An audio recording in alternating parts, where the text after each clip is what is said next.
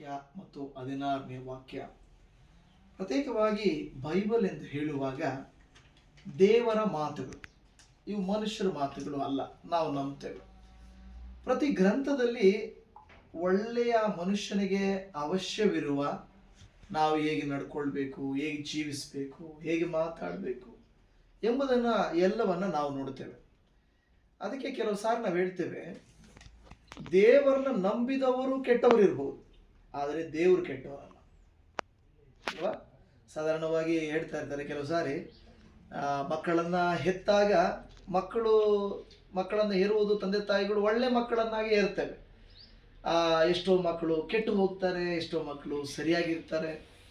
ಯಾರು ತಂದೆ ತಾಯಿಗಳ ಮಾತುಗಳನ್ನು, ದೇವರ ಮಾತುಗಳನ್ನು ಕೇಳಿಕೊಳ್ಳುತ್ತಾ ಬೆಳೆಯುತ್ತಾರೋ ಅವರು ಸಮಾಜದಲ್ಲಿ ಒಳ್ಳೆಯ ವ್ಯಕ್ತಿಗಳಾಗಿ ಬೆಳೀತಾರೆ. ಅದು ದೇವರು ನಮಗೆ ಕಲಿಸಿಕೊಡುವಂಥದ್ದು. ಇಲ್ಲಿ ನೋಡ್ರಿ, ಈ ವಾಕ್ಯದಲ್ಲಿ 1 ಯೋಹಾನ 2ನೇ ಅಧ್ಯಾಯ 15ನೇ ವಾಕ್ಯದಲ್ಲಿ ಹೇಳುತ್ತದೆ, ಲೋಕವನ್ನಾಗಲಿ ಲೋಕದಲ್ಲಿರುವಂಥವುಗಳನ್ನಾಗಲಿ ಪ್ರೀತಿಸಬೇಡಿರಿ. ಯಾಕೆಂದ್ರೆ ಅಲ್ಲಿ ಹೇಳ್ತಾ ಇದೆ, ಲೋಕದಲ್ಲಿರುವ ಶರೀರದ ಆಶೆ, ಕಣ್ಣಿನ ಆಶೆ, ಬದುಕುಬಾಳಿನ ಡಂಬ ಇವೆಲ್ಲವುಗಳು ತಂದೆಯಿಂದ ಹುಟ್ಟದೆ ಲೋಕದಿಂದ ಹುಟ್ಟಿದವುಗಳಾಗಿವೆ. ಲೋಕವು ಅದರ ಆಶೆಯು ಗತಿಸಿ ಹೋಗುತ್ತದೆ, ಆದರೆ ದೇವರ ಚಿತ್ತವನ್ನು ನೆರವೇರಿಸುವವನು ಎಂದೆಂದಿಗೂ ಇರುವನು ಅಂತ ಹೇಳ್ತಾ ಇದೆ. ಇದನ್ನು ನಾನು ಸರಳ ಭಾಷೆಯಲ್ಲಿ ನಿಮಗೆ ಹೇಳೋದಾದ್ರೆ, ಇವತ್ತು ನಾವು ಏನು ಶರೀರಕ್ಕೆ ಊಟ ಮಾಡ್ತೀವೋ ಎಲ್ಲ ಒಂದು ದಿವಸ ಅದು ವೇಸ್ಟೇ. ನಾವೇನು ನೋಡ್ತೀವೋ, ಏನು ಮಾಡ್ತೀವೋ ಎಲ್ಲ ವೇಸ್ಟೇ. ಶರೀರದಿಂದ ನಾವು ಮಾಡುವಂಥ ಪ್ರತಿಯೊಂದು ಒಂದು ದಿವಸ ಇಲ್ಲದೆ ಹೋಗ್ತದೆ. ಆದರೆ ಬೈಬಲ್ ಹೇಳುತ್ತೆ, ನಮ್ಮಲ್ಲಿ ಒಂದು ಆತ್ಮ ಇದೆ ಅಲ್ವಾ. ನಮ್ಮಲ್ಲಿ ಆತ್ಮ ಇದೆಯಾ? ಆತ್ಮ ಇದೆ. ಪ್ರತಿಯೊಬ್ಬರಿಗೂ ಆತ್ಮ ಇದೆ. ಪ್ರತಿ ಧರ್ಮದಲ್ಲಿ ಅದು ನಂಬ್ತಾರೆ. ಆ ನಮ್ಮ ಆತ್ಮ ಪರಮಾತ್ಮನೊಟ್ಟಿಗೆ ಲೀನವಾದರೆ ಮೋಕ್ಷ. ಅದನ್ನು ನಾವು ರಕ್ಷಣೆ ಅಂತೀವಿ. ಅಂದರೆ ಯಾವಾಗ ನಾವು ರಕ್ಷಣೆ ಹೊಂದ್ತೀವಿ ಅಂತ ಅದು ಬೇರೆ ವಿಷಯ. ಆದರೆ ಈ ಆತ್ಮಕ್ಕೆ ಊಟ ಕೊಡಬೇಕಲ್ವಾ. ಶರೀರಕ್ಕೆ ಏನೋ 3 ಹೊತ್ತು ಊಟ ಕೊಡ್ತೀವಿ, 2 ಹೊತ್ತು ಊಟ ಕೊಡ್ತೀವಿ. ಆದರೆ ಒಂದು ದಿವಸ ಏನಾಗುತ್ತಂದರೆ ಈ ಶರೀರಕ್ಕೆ ಒಂದು ಮುಕ್ತಾಯ ಅನ್ನೋದಿದೆ. ನಾವೆಷ್ಟೇ ಚೆನ್ನಾಗಿ ಜಿಮ್ ಮಾಡಲಿ, ಯೋಗ ಮಾಡಲಿ, ಎಕ್ಸಸೈಸ್ ಮಾಡಲಿ, ಕೆಲಸ ಮಾಡಲಿ, ಏನೇ ಮಾಡಲಿ, 60, 80, 100 ವರ್ಷ, ಜಾಸ್ತಿ ಜಾಸ್ತಿ ಜಾಸ್ತಿ ಅಂದ್ರೆ 120 ವರ್ಷ. ಅದಕ್ಕೆ ಮೇಲೆ ಬದುಕಿರೋರು ಯಾರು ಇಲ್ಲ. ಸ್ವಲ್ಪ ಆಯಸ್ಸಿದ್ರೆ ಒಂದು ಹಂಗೆ ಆಗ್ಬೋದು, ಅಷ್ಟು ಬಿಟ್ಟರೆ 150, 200 ವರ್ಷ ಬದುಕಿದಾರಪ್ಪ ಅಂತ ಹೇಳೋರು ಯಾರು ಇಲ್ಲ. ಎಂಥ ಊಟನೇ ತಿನ್ನಲಿ, ಎಂಥ ಇದೇ ಮಾಡಲಿ, ಅವರ ಆಯಸ್ಸು ಇಷ್ಟು ಅಂತ ದೇವರು ತೀರ್ಮಾನ ಮಾಡಿಬಿಟ್ಟಿದ್ದಾರೆ. ಈಗ ಶರೀರ ಏನೋ ಇಲ್ಲಿ ಹೇಳ್ತಾ ಇದೆ, ಶರೀರದಿಂದ ನಾವು ಮಾಡುವಂಥದ್ದು ಎಲ್ಲವೂ ಗತಿಸಿ ಹೋಗ್ತದೆ. ಅದರಿಂದ ನೀವೇನು ಮಾಡಬಾರ್ದು, ಈ ಲೋಕವನ್ನು ಪ್ರೀತಿ ಮಾಡಬಾರ್ದು. ಹೆಂಗಂದ್ರೆ ದೊಡ್ಡವರು ಹೇಳ್ತಾರೆ, ಇರೋವರೆಗೂ ಏನು ಹೊತ್ಕೊಂಡು ಹೋಗ್ತೀವಪ್ಪ ಅಲ್ವಾ. ಜನ ಹೇಳೋ ದೊಡ್ಡವರು, ಏನು ಎತ್ಕೊಂಡು ಹೋಗ್ತೀವಿ. ಇನ್ನು ಕೆಲವರು ಹೇಳ್ತಾರೆ 6 ಅಡಿ 3 ಅಡಿ. ಇವಾಗ ಅದು ಇಲ್ಲ, ಪಟ್ಟಣ ಸಿಟಿಗಳಲ್ಲಿ ಅವು ಇಲ್ಲ. ಹಳೇದಾದ್ರೆ ಇದನ್ನು ತೆಗೆದಾಕಿ ಇನ್ನೊಂದನ್ನು ಹಾಕ್ತಾ ಇರ್ತಾರೆ. 6 ಅಡಿ 3 ಅಡಿ ಹಳ್ಳಿ ಕಡೆ. ಈ ಟೌನ್ ನಲ್ಲೇ ಬೂದಿ. ಓಕೆ, ಕೆಲವರು ಬೂದಿ, ಕೆಲವರು ಅಂದ್ರೆ ಯಾವ ಸ್ಥಿರ ಅಲ್ಲ. ನಮ್ಮದು ಅದು ಯಾವತ್ತಿಗೂ ನಮ್ದಾಗೆ ಇರ್ತದೆ ಅಂತ ಹೇಳಕ್ಕೆ. ಭೂಮಿ ಮೇಲೆ ನಾವು ಮಣ್ಣಿನಿಂದ ತೆಗೆಯಲ್ಪಟ್ಟಿದ್ದೇವೆ, ಮಣ್ಣಿಗೆ ಸೇರ್ತೇವೆ ಅಷ್ಟೇ. ಅದು ಬೂದಿಯಾಗಿ ಸೇರ್ತೇವೋ ಮಣ್ಣಾಗಿ ಸೇರ್ತೇವೋ ಏನೋ ಸೇರ್ಲೇಬೇಕು. ಈಗ ದೇವರು ಹೇಳ್ತಾನೆ, ಅದಕ್ಕೆ ನೀವು ಲೋಕದ ಮೇಲೆ ತುಂಬಾ ಆಸೆಯನ್ನಿಟ್ಟುಕೊಡ್ಬೇಡ್ರಿ. ಯಾಕೆಂದ್ರೆ ಲೋಕವು ಅದರ ಆಶೆಯು ಗತಿಸಿ ಹೋಗ್ತದೆ. ಎಷ್ಟು ಕಾಲ ನಾವಿರ್ತೀವೋ ಅಷ್ಟು ಕಾಲ ಸಮಾಧಾನ, ನೆಮ್ಮದಿ ಅಲ್ವಾ. ನೆಮ್ಮದಿ. ಕೆಲವರು ಹೇಗೆ ನಡ್ಕೊಳ್ತಾರೆ ಅಂದರೆ, ನಾನೇನು ಇಲ್ಲೇ 1000 ವರ್ಷ ಇರ್ತೀನೇನೋ ಅನ್ನೋ ರೀತಿ ಅಂದ್ಕೊಳ್ತಾರೆ. ಆದರೆ ಅದಲ್ಲ. ಇರೋವರೆಗೂ ಶಾಂತಿ, ಸಮಾಧಾನ, ನೆಮ್ಮದಿ ಇರಬೇಕು ನೋಡಿ. ಅದು ಮನುಷ್ಯರಲ್ಲಿ ಯಾವಾಗಲೂ ಒಂದು ರೀತಿಯಾಗಿ ವೈಷಮ್ಯ. ನಾನೊಬ್ಬನೇ ಇದ್ರೂ ಕಷ್ಟ, ಜೊತೆಯಲ್ಲಿ ಒಬ್ರು ಇದ್ರೂ ಕಷ್ಟ ಅಲ್ವಾ. ಇದ್ರೂ ಕಷ್ಟ, ಇಲ್ಲದೆ ಇದ್ರೂ ಕಷ್ಟ. ಮನುಷ್ಯನ ಜೀವನ ಹಾಗೆ. ಅದಕ್ಕೆ ದೇವರು ಹೇಳ್ತಾನೆ ಏನಂದ್ರೆ, ನೀವು ಈ ಲೋಕದಲ್ಲಿರುವಾಗ ಯೇಸು ಸ್ವಾಮಿ ಹೇಳ್ತಾರೆ, ನಾನು ನಿಮಗೆ ಶಾಂತಿಯನ್ನು ಕೊಡ್ತೇನೆ, ನಾನು ನಿಮಗೆ ಸಹಾಯ ಮಾಡ್ತೇನೆ. ಈಗ ಏನು ಸಹಾಯ ಮಾಡ್ತಾರೆ ಅಂದರೆ ಅನೇಕರು ಅಂದ್ಕೊಳ್ತಾರೆ, ಏನು ದೇವರು ಅಂದರೆ ಎಲ್ಲ ಕೊಡಬೇಕಲ್ಲ, ಕೇಳಿದ ತಕ್ಷಣ ಕೊಟ್ಬಿಡ್ಬೇಕಲ್ಲ ಎಲ್ಲ. ಅದಲ್ಲ ನೋಡಿ, ಯಾವುದೇ ವಸ್ತುಗಳು ಹಣ ನಮಗೆ ತೃಪ್ತಿ ಸಂತೋಷ ಕೊಡಲ್ಲ.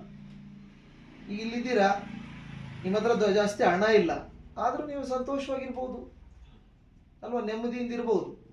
ಇರೋರ್ಗೂ ಕೂಡ ಟೆನ್ಷನ್ ಜಾಸ್ತಿ. ಎಷ್ಟೋ ಲಕ್ಷ ಕೋಟಿಗಳಿರೋರ್ಗೂ ಕೂಡ ನಿದ್ದೆ ಇಲ್ಲ, ಸಮಾಧಾನ ಇಲ್ಲ, ಕುಟುಂಬದಲ್ಲಿ ನೆಮ್ಮದಿ ಇಲ್ಲ, ಈ ಥರ ಎಲ್ಲ ಇದೆ. ಆದರೆ ನಾವೇನು ಬೇಡ್ಕೋಬೇಕಂದ್ರೆ, ದೇವರೇ ಈ ಭೂಮಿಯ ಮೇಲೆ ಇರುವ ತನಕ ನಾವು ಒಳ್ಳೆತನನ ಕಾಪಾಡ್ಕೋಬೇಕು, ಶಾಂತಿ ನೆಮ್ಮದಿಯಿಂದ ನಾವಿರಬೇಕು, ನಾವಿರೋವರೆಗೂ 4 ಜನಕ್ಕೆ ಉಪಕಾರಿಗಳಾಗಿ ಇರಬೇಕು. ಯಾರನ್ನ ಕೇಳುವಾಗ ಪರವಾಗಿಲ್ಲಪ್ಪ ಒಳ್ಳೆಯವರಪ್ಪ ಅವರು ಅಂತ ಹೇಳಬೇಕು. ಇದರೊಟ್ಟಿಗೆ ನಮ್ಮ ಆತ್ಮ ರಕ್ಷಣೆ ಬಹಳ ಮುಖ್ಯ.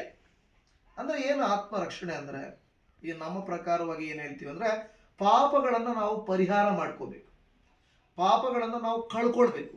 ಹೇಗೆ ಕಳ್ಕೊಳ್ಳೋದು? ಏನು ಪ್ರಯತ್ನ ಮಾಡ್ತಾರೆ ಅಂದರೆ, ಮನುಷ್ಯರು ಪಾಪವನ್ನು ಕಳ್ಕೊಳ್ಳಿಕ್ಕೆ ಏನು ಪ್ರಯತ್ನ ಮಾಡ್ತಾರೆ?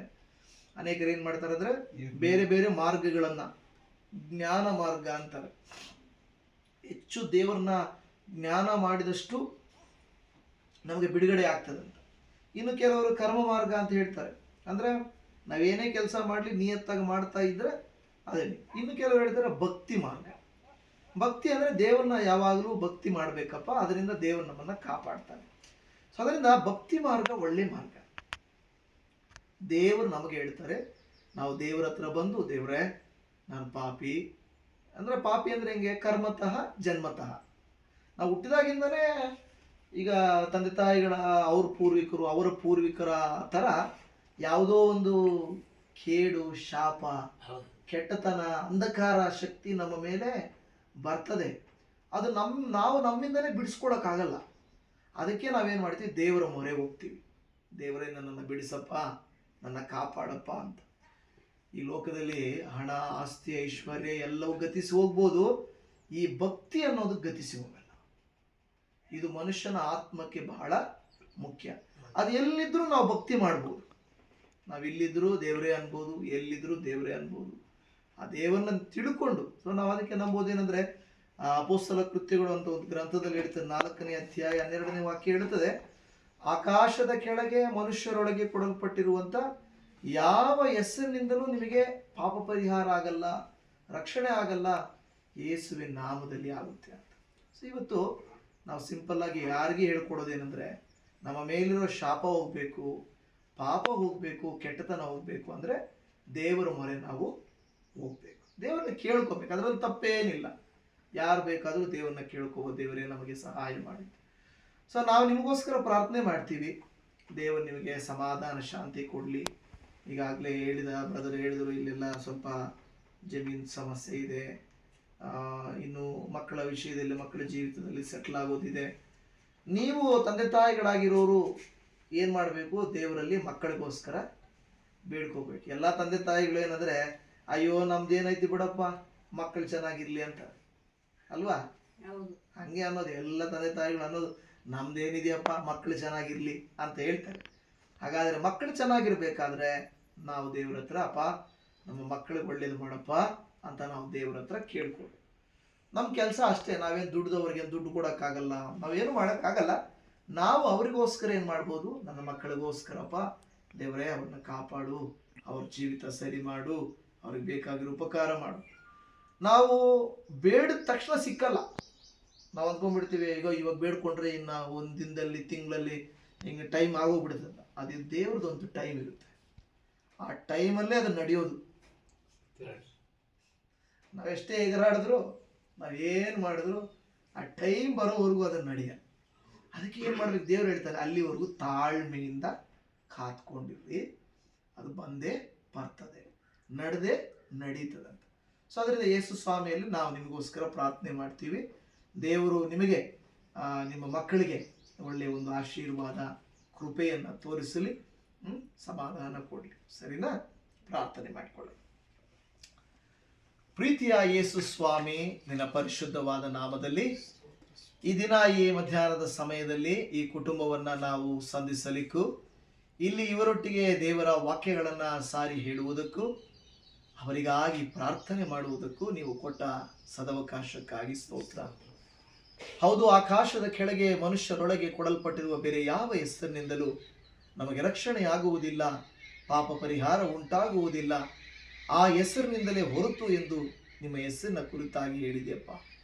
ದೇವರೇ, ಇಲ್ಲಿ ನಾವು ಪ್ರಾರ್ಥನೆ ಮಾಡುವಾಗ ನಮ್ಮ ಮನಸ್ಸುಗಳಿಗೂ ಶರೀರಕ್ಕೂ ಆತ್ಮಕ್ಕೂ ನಿನ್ನ ಕೃಪೆ ಬೇಕು ಸ್ವಾಮಿ. ಪ್ರತ್ಯೇಕವಾಗಿ ಅಪ್ಪ ದೇವರೇ, ಇಲ್ಲಿ ಪ್ರಾರ್ಥನೆ ಮಾಡುವಾಗ ಪ್ರಿಯ ತಾಯಿಗಳೊಟ್ಟಿಗೂ ಅವರ ಮಕ್ಕಳೊಟ್ಟಿಗೂ ಅವರಿಗೆ ಸಂಬಂಧಪಟ್ಟ ಮೊಮ್ಮಕ್ಕಳೊಟ್ಟಿಗೂ ಎಲ್ಲರೊಟ್ಟಿಗೂ ಇರಲಿಯಪ್ಪ.